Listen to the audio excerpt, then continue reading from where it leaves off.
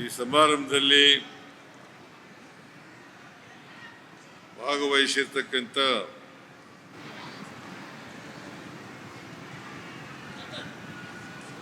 ಭೋಜಲಿಂಗೇಶ್ವರ ಮಹಾಸಂಸ್ಥಾನ ಮಠದ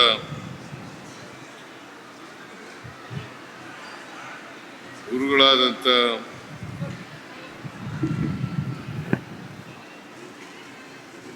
ಶ್ರೀ ಇರಿಗಪ್ಪ ತಾತ ಸ್ವಾಮೀಜಿಯವರಲ್ಲಿ ನಮಸ್ಕರಿಸಿ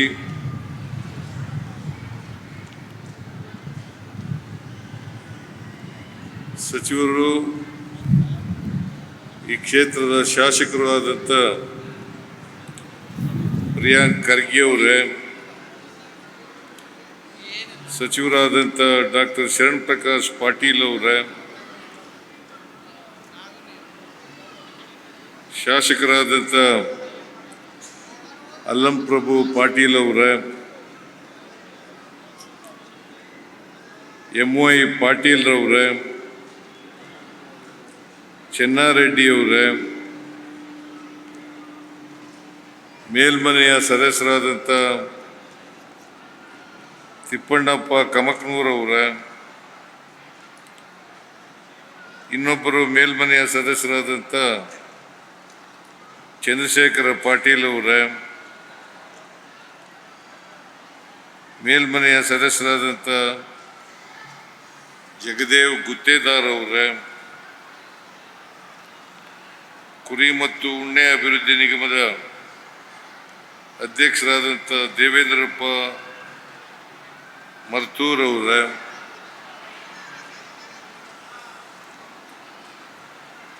ಮೀನುಗಾರಿಕೆ ಅಭಿವೃದ್ಧಿ ನಿಗಮದ ಅಧ್ಯಕ್ಷರಾದಂಥ ಶ್ರೀಮತಿ ಮಾಲಾ ನಾರಾಯಣರಾವ್ ಅವರೇ, ಕೃಷ್ಣ ಅಚ್ಚುಕಟ್ಟು ಪ್ರಾಧಿಕಾರದ ಅಧ್ಯಕ್ಷರಾದಂಥ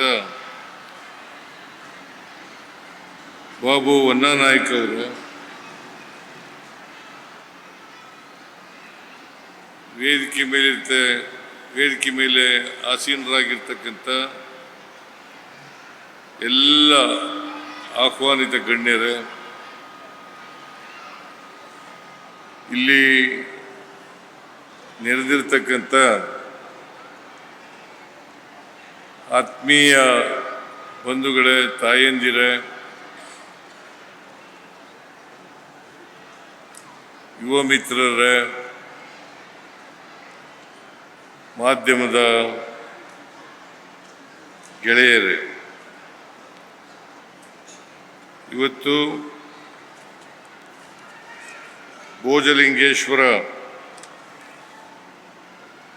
ಭೋಗಲಿಂಗೇಶ್ವರರ ನೂತನ ದೇವಸ್ಥಾನದ ಲೋಕಾರ್ಪಣೆ, ಮೂರ್ತಿ ಪ್ರತಿಷ್ಠಾಪನೆ, ನೂತನ ಬೆಳ್ಳಿ ರಥೋತ್ಸವ ಚಾಲನೆ ಹಾಗೂ ಕಲ್ಯಾಣ ಮಂಟಪದ ಉದ್ಘಾಟನಾ ಸಮಾರಂಭದಲ್ಲಿ ಅತ್ಯಂತ ಸಂತೋಷದಿಂದ ಭಾಗಿಯಾಗಿದ್ದೇನೆ ಅಂತಕ್ಕಂಥ ಮಾತುಗಳನ್ನು ತಮಗೆ ತಿಳಿಸಲಿಕ್ಕೆ ಬಯಸ್ತೇನೆ.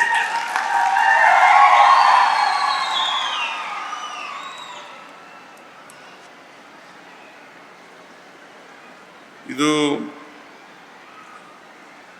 ನನಗೆ ಈ ಕಾರ್ಯಕ್ರಮಕ್ಕೆ ಬರಲೇಬೇಕು,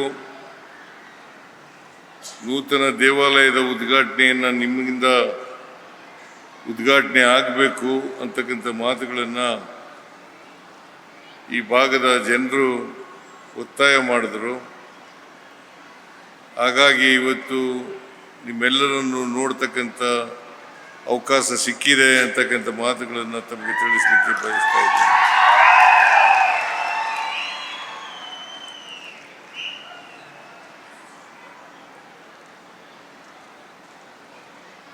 ಭೋಜಲಿಂಗೇಶ್ವರರು ಸಮಾಜಕ್ಕೆ ಮತ್ತು ನಿಮಗೆಲ್ಲ ಸತ್ಯದ ದಾರಿಯನ್ನು ತೋರಿಸ್ಕೊಟ್ಟವರು.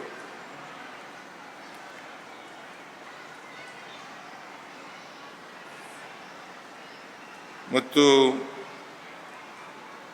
ಇಲ್ಲಿ ಸಮಾನತೆ, ಭಾವೈಕ್ಯತೆ ಇವೆರಡೂ ಕೂಡ ಭಾಳ ಮುಖ್ಯವಾಗಿ ನಡೀತಾ ಇದ್ದಾವೆ. ಸಮಾಜದಲ್ಲಿ ಸಮಾನತೆ ಇರಬೇಕು, ಭಾವೈಕ್ಯತೆಯೂ ಕೂಡ ಇರಬೇಕು. ನಾವೆಲ್ಲರೂ ಕೂಡ ಮನುಷ್ಯರು.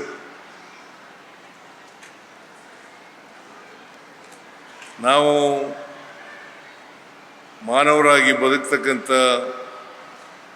ಪ್ರಯತ್ನವನ್ನು ಮಾಡಬೇಕು ಅಂತಕ್ಕಂಥ ಮಾತುಗಳನ್ನು ಈ ಸಂದರ್ಭದಲ್ಲಿ ಹೇಳಲಿಕ್ಕೆ ಬಯಸ್ತಾ ಇದ್ದೇನೆ.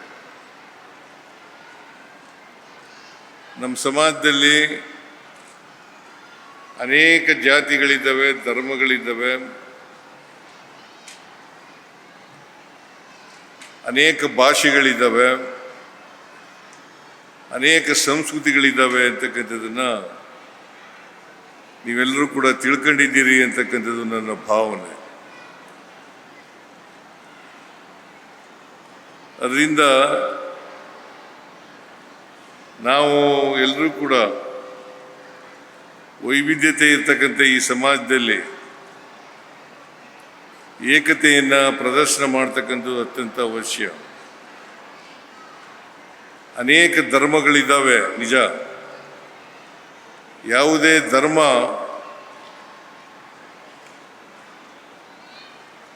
ದ್ವೇಷ ಮಾಡಿ ಅಂತ ಹೇಳಲ್ಲ. ಪ್ರತಿ ಧರ್ಮನೂ ಕೂಡ ಇನ್ನೊಬ್ಬರನ್ನ ಪ್ರೀತಿಸಬೇಕು ಅಂತ ಹೇಳ್ತದೆ. ಇನ್ನೊಬ್ಬರನ್ನ ಪ್ರೀತಿಸಬೇಕು, ಆಗ ಮಾತ್ರ ನಾವು ಮಾನವೀಯ ಸಮಾಜವನ್ನು ನಿರ್ಮಾಣ ಮಾಡಲಿಕ್ಕೆ ಸಾಧ್ಯ ಆಗ್ತದೆ ಅಂತಕ್ಕಂಥ ಮಾತುಗಳನ್ನು ಈ ಸಂದರ್ಭದಲ್ಲಿ ತಿಳಿಸಲಿಕ್ಕೆ ಬಯಸ್ತಾ ಇದ್ದೇನೆ. ನಾವೆಲ್ಲ ಮನುಷ್ಯರು, ಪರಸ್ಪರ ಪ್ರೀತಿಸಬೇಕೇ ಹೊರತು ಯಾವುದೇ ಕಾರಣಕ್ಕೆ ದ್ವೇಷಿಸಬಾರದು.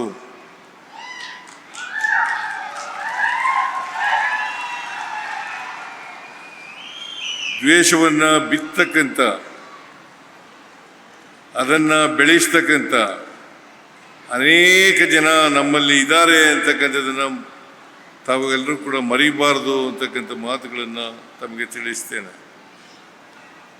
ಯಾಕಂತಂದರೆ ಸಮಾಜವನ್ನು ಒಡಿಬೇಕು, ಧರ್ಮವನ್ನು ಒಡಿಬೇಕು. ಧರ್ಮದ ಹೆಸರಿನಲ್ಲಿ, ಜಾತಿ ಹೆಸರಿನಲ್ಲಿ ಸಮಾಜವನ್ನು ಒಡಿಬೇಕು. ಒಂದು ವರ್ಗದ ಜನರನ್ನು ಇನ್ನೊಂದು ವರ್ಗದ ಜನರ ಜೊತೆ ಎತ್ಕೆಡ್ತಕ್ಕಂಥ ಕೆಲಸವನ್ನು ಮಾಡಬೇಕು. ಇದರಿಂದ ಪಟ್ಟಭದ್ರ ಹಿತಾಸಕ್ತರಿಗೆ ಲಾಭ ಮಾಡಿಕೊಳ್ಳಲಿಕ್ಕೆ ಅವರು ಪ್ರಯತ್ನ ಮಾಡ್ತಾರೆ ಅಂತಕ್ಕಂಥ ಮಾತುಗಳನ್ನು ತಮಗೆ ತಿಳಿಸ್ತಾ, ನೀವ್ಯಾರೂ ಕೂಡ ಇಂಥ ಪಟ್ಟಭದ್ರರ ದುಷ್ಟ ಆಲೋಚನೆಗಳಿಗೆ ಬಲಿಯಾಗಬಾರದು ಅಂತಕ್ಕಂಥ ಮಾತುಗಳನ್ನು ತಮಗೆ ತಿಳಿಸಲಿಕ್ಕೆ ಬಯಸ್ತಾ ಇದ್ದೇನೆ. ನಾವೆಲ್ಲರೂ ಕೂಡ ಸಮಾಜದಲ್ಲಿ ಒಟ್ಟಾಗಿ ಬಾಳ್ತಕ್ಕಂಥ, ಅದನ್ನೇ ಭೋಜಲಿಂಗೇಶ್ವರ ಸ್ವಾಮಿಗಳು ನಮಗೆ ತಿಳಿಸಿಕೊಟ್ಟಿರ್ತಕ್ಕಂಥದ್ದು. ಭಾವೈಕ್ಯತೆಯಿಂದ ಇರಬೇಕು, ಮನುಷ್ಯರಾಗಿ ಇರಬೇಕು, ನಾವೆಲ್ಲರೂ ಕೂಡ ಒಗ್ಗಟ್ಟಾಗಿರಬೇಕು ಅಂತಕ್ಕಂಥ ಮಾತುಗಳನ್ನು ಹೇಳಿದ್ದಾರೆ. ಅದರಿಂದ ನಾವು ಯಾವ ಕಾರಣಕ್ಕೂ ಕೂಡ ಪರಸ್ಪರ ಪ್ರೀತಿಸಬೇಕೇ ಹೊರತು, ಈಗ ದೇವಸ್ಥಾನಕ್ಕೆ ಹೋಗ್ತೀವಿ, ದೇವಸ್ಥಾನಕ್ಕೆ ಹೋಗಿ ಶುದ್ಧವಾಗಿ ಇರತಕ್ಕಂಥ ಭಕ್ತಿಯಿಂದ ದೇವರನ್ನು ಪ್ರಾರ್ಥನೆ ಮಾಡಬೇಕು. ದೇವರು ನಮಗೆ ಒಲಿಬೇಕಾದ್ರೆ ಏನು ಮಾಡಬೇಕು? ನಾವು ಬರೀ ನಮಗೆ ಒಳ್ಳೇದು ಮಾಡಪ್ಪ ಅಂತೇಳಿ ದೇವರನ್ನು ಪ್ರಾರ್ಥನೆ ಮಾಡಿದ್ರೆ ಸಾಲದಿಲ್ಲ. ದೇವರನ್ನು ನಾವು ಇಡೀ ಸಮಾಜಕ್ಕೆ ಒಳ್ಳೇದು ಮಾಡೋ, ಬೇರೆಯವ್ರಿಗೂ ಒಳ್ಳೇದು ಮಾಡುವಂಥ ಪ್ರಾರ್ಥನೆಯನ್ನು ಮಾಡಿದ್ರೆ ಆ ಪ್ರಾರ್ಥನೆಯನ್ನು ದೇವರು ಒಪ್ಕೊಳ್ತಾನೆ ಅಂತಕ್ಕಂಥ ಮಾತುಗಳನ್ನು ಹೇಳಲಿಕ್ಕೆ ಬಯಸ್ತಾ ಇದ್ದೇವೆ. ಅದರಿಂದ ನಾವು ಅದಕ್ಕೆ ನಮ್ಮ ಪೂರ್ವಜರು ಹೇಳ್ತಾರೆ, ಮುಂದೆ ಗುರಿ ಇರಬೇಕು, ಮುಂದೆ ಗುರಿ ಇರಬೇಕು, ಹಿಂದೆ ಗುರು ಇರಬೇಕು. ಮುಂದೆ ಗುರಿ ಇರಬೇಕು, ಹಿಂದೆ ಗುರಿ ಇರಬೇಕು. ಇದನ್ನೇ ಅನೇಕ ಜನ ಸಾಧು ಸಂತರು, ಸೂಫಿಗಳು, ಸಮಾಜ ಸುಧಾರಕರು ಹೇಳಿರ್ತಕ್ಕಂಥ ಮಾತುಗಳು ಅಂತಕ್ಕಂಥದ್ದನ್ನು ಹೇಳಲಿಕ್ಕೆ ಬಯಸ್ತಾ ಇದ್ದೇನೆ. ಇದನ್ನೇ ಬಸವಣ್ಣವರು ಕೂಡ ಹೇಳ್ತಾರೆ. ಬಸವಣ್ಣವರು ಕಾಯಕ ಮತ್ತು ದಾಸೋಹ ಎರಡು ವಿಚಾರಗಳನ್ನು ಜನರ ಮುಂದೆ ಹೇಳ್ತಾರೆ. ಅದೇನಪ್ಪ ಅಂತಂದರೆ, ಕಾಯಕ ಅಂತಂದರೆ ಸಮಾಜದಲ್ಲಿರ್ತಕ್ಕಂಥ ಎಲ್ಲ ವ್ಯಕ್ತಿಗಳು ಕೂಡ ಕೆಲವರು ಮಾತ್ರ ಕಷ್ಟಪಡೋದು, ಇನ್ನು ಕೆಲವರು ಸುಖವಾಗಿರ್ತಕ್ಕಂಥದ್ದು, ಸುಖವಾಗಿ ಇದ್ಕೊಂಡು ಏನು ಕಷ್ಟಪಡದೇ ಜೀವನ ಮಾಡ್ತಕ್ಕಂಥದ್ದು ಇದೆಯಲ್ಲ, ಅದು ಹೋಗಬೇಕು. ಎಲ್ಲರೂ ಕಷ್ಟಪಡಬೇಕು, ಎಲ್ಲರೂ ಉತ್ಪಾದನಾ ಪ್ರಕ್ರಿಯೆಯಲ್ಲಿ ಭಾಗವಹಿಸಬೇಕು, ಬಂದದನ್ನು ಸಮಾನವಾಗಿ ಹಂಚ್ಕೋಬೇಕು. ಇದೇ ಕಾಯಕ ಮತ್ತು ದಾಸೋಹ. ಇಂಗ್ಲೀಷ್ನಲ್ಲಿ ಪ್ರೊಡಕ್ಷನ್ ಆ್ಯಂಡ್ ಡಿಸ್ಟ್ರಿಬ್ಯೂಷನ್ ಅಂತ ಹೇಳ್ತೀವಿ ನಾವು. ಪ್ರೊಡಕ್ಷನ್ ಕಾಯಕ, ಡಿಸ್ಟ್ರಿಬ್ಯೂಷನ್ ದಾಸೋಹ. ಈ ಕಾಯಕ ಮತ್ತು ದಾಸೋಹಗಳನ್ನು ಎಲ್ಲರೂ ಮಾಡಬೇಕು. ಕೆಲವರೇ ಮಾಡಿದ್ರೆ ಅಸಮಾನತೆಯ ಸಮಾಜ ನಿರ್ಮಾಣ ಆಗ್ತದೆ ಅಂತಕ್ಕಂಥ ಮಾತುಗಳನ್ನು ಹೇಳಲಿಕ್ಕೆ ಬಯಸ್ತಾ ಇದ್ದೇನೆ. ಅಸಮಾನತೆ ಹೋಗ್ಬೇಕಾದ್ರೆ ಪ್ರತಿಯೊಬ್ಬರಿಗೂ ಕೂಡ ಸಾಮಾಜಿಕ ಆರ್ಥಿಕ ಶಕ್ತಿ ಬಂದಾಗ ಮಾತ್ರ ಅಸಮಾನತೆ ಹೋಗಲಿಕ್ಕೆ ಸಾಧ್ಯ ಆಗ್ತದೆ. ಇದನ್ನು ನಾವೆಲ್ಲರೂ ಕೂಡ ಅರ್ಥ ಮಾಡ್ಕೋಬೇಕಾಗ್ತದೆ.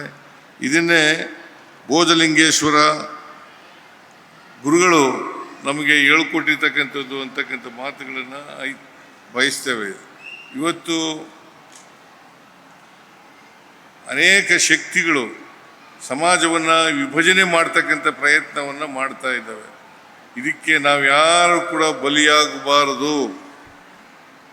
ಬಲಿಯಾಗಬಾರದು ಅಂತಕ್ಕಂಥ ಮಾತುಗಳನ್ನು ತಮಗೆ ತಿಳಿಸ್ತಕ್ಕಂಥ, ಇದನ್ನೇ ಭೋಜಲಿಂಗೇಶ್ವರ ಗುರುಗಳು ಹೇಳಿರ್ತಕ್ಕಂಥ ಮಾತುಗಳು ಅಂತಕ್ಕಂಥದ್ದನ್ನು ತಿಳ್ಕೋಬೇಕಾಗ್ತದೆ. ಅದರಿಂದ ನಾವೆಲ್ಲರೂ ಕೂಡ ಈ ದೇವಸ್ಥಾನ ಮಾಡಿದ್ದೀರಿ, ಭೋಜಲಿಂಗೇಶ್ವರ ದೇವಸ್ಥಾನ ಮಾಡಿದ್ದೀವಿ. ಈ ಭೋಜಲಿಂಗೇಶ್ವರ ದೇವಸ್ಥಾನಕ್ಕೆ ಅದು ಇಲ್ಲಿ ಈ ಕ್ಷೇತ್ರ ಇದೆಯಲ್ಲ, ಈ ಕ್ಷೇತ್ರದ ಮಹತ್ವ ಜನರಿಗೆ ತಿಳಿಸ್ತಕ್ಕಂಥ ಪ್ರಯತ್ನವನ್ನು ಮಾಡಬೇಕು. ಅದಕ್ಕೆ ಬಸವಣ್ಣವ್ರು ಹೇಳ್ತಾರೆ, ಇವನಾರವ ಎಂದೆನಿಸದಿರಯ್ಯ, ಇವ ನಮ್ಮವ ಎಂದೆನಿಸಯ್ಯ, ನಿನ್ನ ಮನೆಯ ಮಗನೆಂದೆನಿಸಯ್ಯ ಕೂಡಲ ಸಂಗಮ ದೇವ. ಇದು ಬಸವಣ್ಣವ್ರು ಹೇಳೋದು. ಕನಕದಾಸರು ಏನು ಹೇಳ್ತಾರೆ ಅಂತಂದರೆ, ಕುಲವೆಂದು ಒಡೆದಾಡಿದಿರಿ, ಕುಲದ ನೆಲೆಯನ್ನೇನಾದರೂ ಬಲ್ಲಿರ ಅಂತೇಳಿ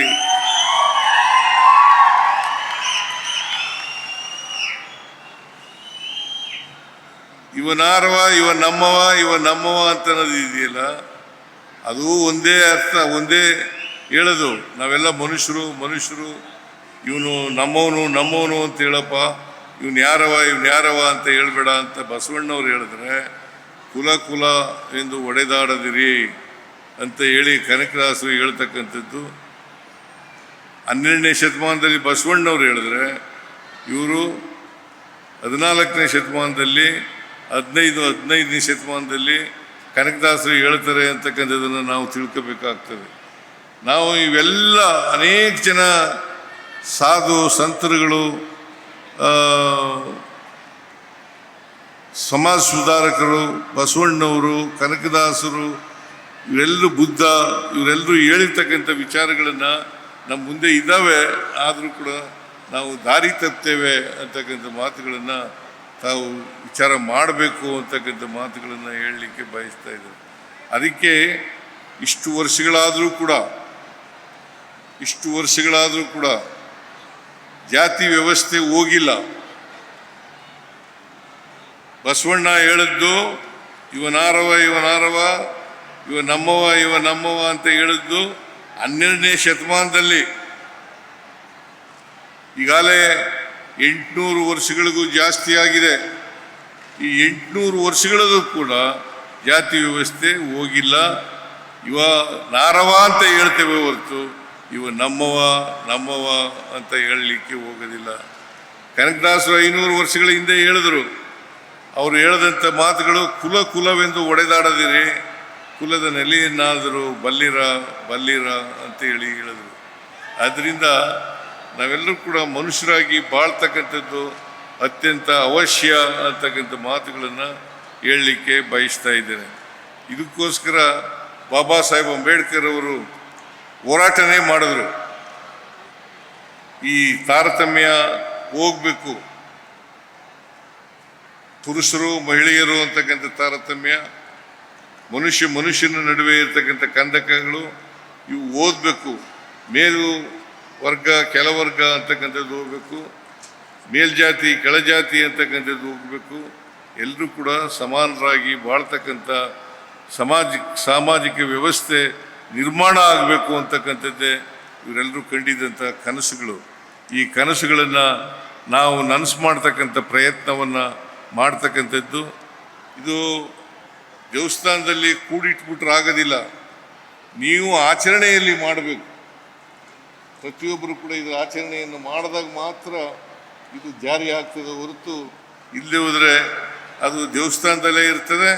ನೀವು ಮಾಡ್ತಾ ಇದ್ದರೆ ಏನು ಪ್ರಯೋಜನ ಏನಾಗಲ್ಲ. ಅದರಿಂದ ಜಾತಿ ವ್ಯವಸ್ಥೆ ಹೋಗ್ಬೇಕಾದ್ರೆ, ಯಾಕಂತಂದರೆ ನಮ್ಮ ಜಾತಿ ವ್ಯವಸ್ಥೆ ಇದೆಯಲ್ಲ ಭಾಳ ಗಟ್ಟಿಯಾಗಿ ಎಪ್ಪುಗಟ್ಬಿಟ್ಟಿದೆ. ಜಡತ್ವ ಇರ್ತಕ್ಕಂಥ ಜಾತಿ ವ್ಯವಸ್ಥೆ, ಈ ಜಡತ್ವ ಇರ್ತಕ್ಕಂಥ ಜಾತಿ ವ್ಯವಸ್ಥೆಗೆ ಚಲನೆ ಬರಬೇಕಾದ್ರೆ ಅದಕ್ಕೆ ಆರ್ಥಿಕ ಸಾಮಾಜಿಕ ಶಕ್ತಿ ಬಂದಾಗ ಮಾತ್ರ ಚಲನೆ ಸಿಗಲಿಕ್ಕೆ ಸಾಧ್ಯ ಆಗ್ತದೆ. ಎಲ್ರಿಗೂ ಶಿಕ್ಷಣ ಆಗಬೇಕು, ಎಲ್ರಿಗೂ ಸಮಾನತೆ ಬರಬೇಕು, ಎಲ್ರಿಗೂ ಮಾನವೀಯತೆ ಬೆಳಿಬೇಕು. ಆಗ ಮಾತ್ರ ಚಲನೆ ಸಿಗಲಿಕ್ಕೆ ಸಾಧ್ಯ ಆಗ್ತದೆ, ಜಾತಿ ವ್ಯವಸ್ಥೆನೂ ಕೂಡ ಹೋಗಲಿಕ್ಕೆ ಸಾಧ್ಯ ಆಗ್ತದೆ. ಅದರಿಂದ ನೀವೆಲ್ಲರೂ ಕೂಡ ಸಲ್ಲಿಸ್ತಕ್ಕಂಥ ಗೌರವ ಏನಪ್ಪ ಅಂತಂದರೆ, ಭೋಜಲಿಂಗೇಶ್ವರಿಗೆ ಈ ಸಿದ್ಧ ಸಂಸ್ಥಾನ ಮಠದ ನೂತನ ಈ ದೇವಸ್ಥಾನ ಉದ್ಘಾಟನೆ ಮಾಡಿದ್ದೀರಿ. ಇವತ್ತು ಭಾಳ ಪ್ರೀತಿಯಿಂದ ಶ್ರದ್ಧೆಯಿಂದ ದೇವಸ್ಥಾನವನ್ನು ಉದ್ಘಾಟನೆ ಮಾಡಿದ್ದೀವಿ. ನನ್ನ ಕೈಲಿ ಉದ್ಘಾಟನೆ ಮಾಡಿಸಿದ್ದೀರಿ. ಇದು ಸಾರ್ಥಕ ಆಗಬೇಕಾದ್ರೆ ನೀವೆಲ್ಲರೂ ಕೂಡ ಮನುಷ್ಯರಾಗಿ ಬಾಳ್ತಕ್ಕಂಥ ಕೆಲಸವನ್ನು ಮಾಡಬೇಕು. ಈಗ ಭಾಳ ಜನ ಮೇಲ್ಜಾತಿ ಕೆಳಜಾತಿ ಅಂತೆಲ್ಲ ಹೇಳ್ತಾರೆ. ಈಗ ಮೇಲ್ಜಾತಿಯವರು ಇದ್ದಾರೆ, ಕೆಳಜಾತಿಯವರು ಇರ್ತಾರೆ. ಈಗ ಸ್ವಲ್ಪ ಕಡಿಮೆ ಆಗಿದೆ ಅಂತ ಇಟ್ಕೊಳ್ಳೋಣ. ಜಾತಿ ವ್ಯವಸ್ಥೆ ಕ್ರಮೇಣ ಕಡಿಮೆ ಆಗ್ತಾ ಇದೆ, ಸ್ವಲ್ಪ ಕಡಿಮೆ ಆಗಿದೆ. ಆದರೆ ಇನ್ನೂ ಜಾತಿ ವ್ಯವಸ್ಥೆ ಹೋಗಿಲ್ಲ, ಜಾತೀಯತೆ ಹೋಗಿಲ್ಲ. ಅದಕ್ಕೋಸ್ಕರ ನಾವೆಲ್ಲರೂ ಕೂಡ ವಿದ್ಯಾವಂತರಾಗಬೇಕು.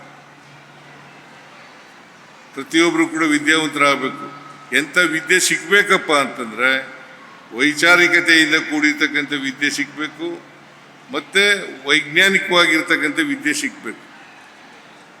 ಪ್ರತಿಯೊಂದು ವಿಷಯನೂ ಕೂಡ ನೀವು ಅರ್ಥ ಮಾಡ್ಕೊಳ್ಳುವಾಗ ಅದು ವೈಜ್ಞಾನಿಕವಾಗಿದೆಯಾ ವೈಚಾರಿಕವಾಗಿದೆಯಾ ಅಂತಕ್ಕಂಥ ತಿಳ್ಕೊಳ್ತಕ್ಕಂಥದ್ದು ಅತ್ಯಂತ ಅವಶ್ಯ. ಈಗ ಮೂಢನಂಬಿಕೆಗಳು ಇದ್ದಾವೆ, ನಮ್ಮ ಸಮಾಜದಲ್ಲಿ ಮೂಢನಂಬಿಕೆಗಳಿದ್ದಾವೆ. ಈ ಮೂಢನಂಬಿಕೆಗಳು ದಾಸರಾಗಕ್ಕೆ ಹೋಗಬೇಡಿ. ಮೂಢನಂಬಿಕೆಗಳಿಗೆ ದಾಸರಾಗಬೇಕು ಅಂತಕ್ಕಂಥದ್ದಿಲ್ಲ. ಈಗ ಉದಾಹರಣೆಗೆ ಹೇಳಬೇಕು ಅಂತಂದರೆ, ನಿಮಗೆ ಈಗ ಬಸವಣ್ಣವರು ಭಾಳ 850 ವರ್ಷಗಳ ಹಿಂದೆಯೇ ಕರ್ಮ ಸಿದ್ಧಾಂತವನ್ನು ತಿರಸ್ಕಾರ ಮಾಡಿದರು. ಈಗಲೂ ಕೂಡ ಅದನ್ನು ನಂಬ್ಕೊಳ್ತಕ್ಕಂಥ ಜನ ಇದ್ದಾರೆ, ವಿದ್ಯಾವಂತ ಜನ ಇದ್ದಾರೆ. ಇದು ಬದಲಾವಣೆ ಆಗದೆ ಹೋದರೆ ನೀ ಯಾಕಪ್ಪ ಬಡತನದಿಂದ ಇದೆಯಾ, ನೀನು ಯಾಕೆ ಅನಕ್ಷರಸ್ಥನಾಗಿದ್ದೀಯಾ, ನೀನು ಯಾಕೆ ಸಿರಿವಂತನಾಗಿಲ್ಲ, ನಿನಗ್ಯಾಕೆ ಸೂರಿಲ್ಲ, ನಿನಗ್ಯಾಕೆ ಉದ್ಯೋಗ ಇಲ್ಲ ಅಂತಂದರೆ ನಾನು ಹಿಂದೆ ಕರ್ಮ ಮಾಡಿಬಿಟ್ಟಿದೆ, ಅದಕ್ಕೋಸ್ಕರ ಈ ಜನ್ಮದಲ್ಲಿ ಈಗ ಹುಟ್ಟಿದ್ದೀನಿ. ಅದು ಶುದ್ಧ ಸುಳ್ಳು. ಅದಕ್ಕೋಸ್ಕರನೇ ಬಸವಣ್ಣವರು ಕರ್ಮ ಸಿದ್ಧಾಂತವನ್ನು ತಿರಸ್ಕಾರ ಮಾಡಿದರು. ಕರ್ಮ ಸಿದ್ಧಾಂತ ಸುಳ್ಳು. ನಿಮಗೆ ಜನರಿಗೆ ಅದನ್ನು ಬಿತ್ತಿ ಅದನ್ನು ಬೆಳೆಸ್ತಕ್ಕಂಥ ಕೆಲಸವನ್ನು ಪಟ್ಟಭದ್ರ ಹಿತಾಸಕ್ತರು ಮಾಡಿದ್ದಾರೆ ಅಂತಕ್ಕಂಥ ಮಾತುಗಳನ್ನು ಬಸವಣ್ಣವರು ಹೇಳ್ತಾ ಇದ್ದರು. ಅದಕ್ಕೋಸ್ಕರ ನೀವು ಕರ್ಮ ಸಿದ್ಧಾಂತಕ್ಕೆ ಬಲಿಯಾಗಬಾರದು. ಮೂಢನಂಬಿಕೆಗಳನ್ನು ಬದಲಾವಣೆ ಮಾಡ್ಕೋಬೇಕು.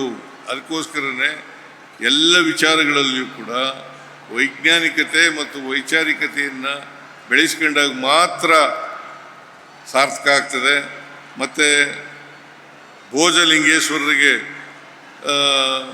ಅವ್ರಿಗೆ ಆತ್ಮಶಾಂತಿ ಆಗಬೇಕಾದ್ರೆ ನಾವೇನು ಮಾಡಬೇಕು ಅಂತಂದರೆ, ನಾವು ವೈಚಾರಿಕತೆಯನ್ನು ವೈಜ್ಞಾನಿಕತೆಯನ್ನು ಬೆಳೆಸ್ಕೊಳ್ತಕ್ಕಂಥ ಕೆಲಸವನ್ನು ಮಾಡಬೇಕು ಅಂತಕ್ಕಂಥ ಮಾತುಗಳನ್ನು ಈ ಸಂದರ್ಭದಲ್ಲಿ ಹೇಳಲಿಕ್ಕೆ ಬಯಸ್ತಾ ಇದ್ದೇನೆ. ಈಗಾಗಲೇ ನಮ್ಮ ಶಾಸಕರು ಪ್ರಿಯಾಂಕ ಅವರು 1 ಕೋಟಿ ರೂಪಾಯಿಗಳನ್ನು ಈ ಮಠಕ್ಕೆ ಕೊಟ್ಟಿದ್ದೀವಿ ಅಂತ ಹೇಳಿದ್ದಾರೆ.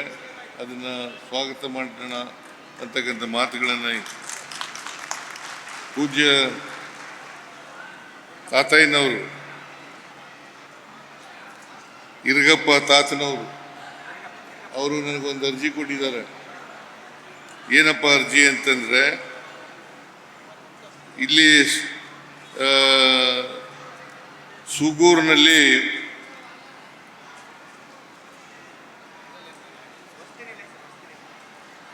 ಒಂದು ವಸತಿ ನಿಲಯ ಪ್ರಾರಂಭ ಮಾಡ್ತೇವೆ, ಅದಕ್ಕೆ ಹಣ ಕೊಡಿ ಅಂತ ಹೇಳಿದ್ದಾರೆ.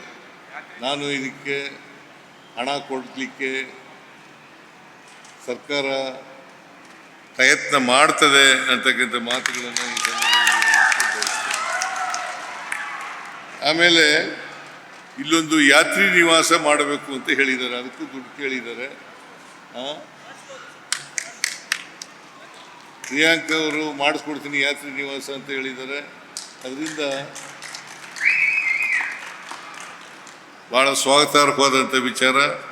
ಇಲ್ಲಿ ಯಾತ್ರಿ ನಿವಾಸ, ಇನ್ನೊಂದು ವಸತಿ ನಿಲಯ ಆಗಲೇಬೇಕು. ಅದು